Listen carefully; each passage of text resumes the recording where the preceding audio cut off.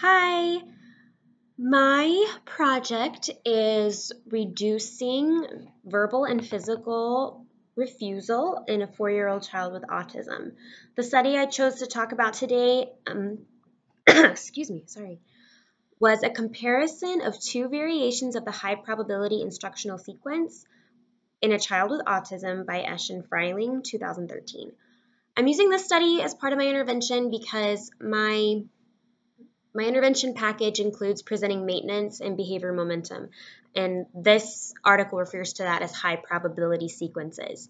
These are tasks that the learner has mastered, and there's a high probability that these types of tasks will be met with compliance.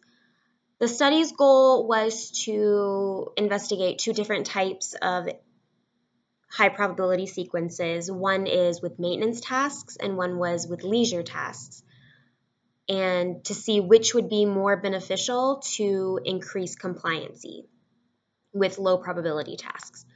A maintenance task includes something like show me clapping or touch your nose or copy me.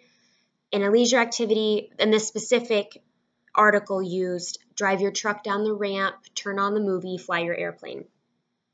The dependent variable in this study was overall compliance, and the independent variable was the high probability maintenance task or leisure task.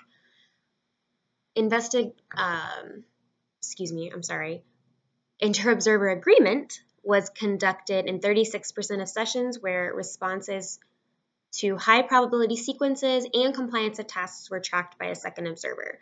Treatment fidelity was assessed for 33% of the sessions, and fidelity included correct delivery of the high probability tasks before presenting a low task. There was a specific sequence they needed to present them in.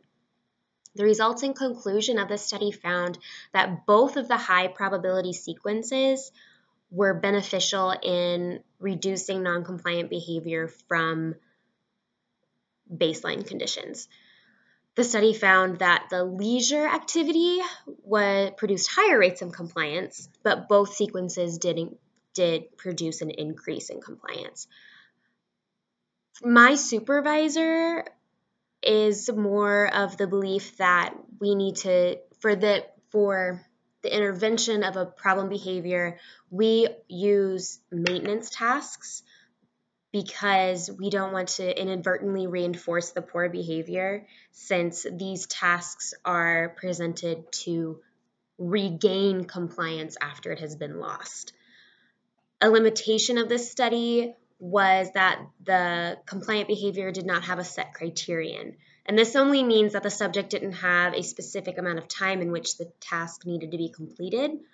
And this specific criterion was not set because the study was looking at the differential rates of compliance between the two conditions.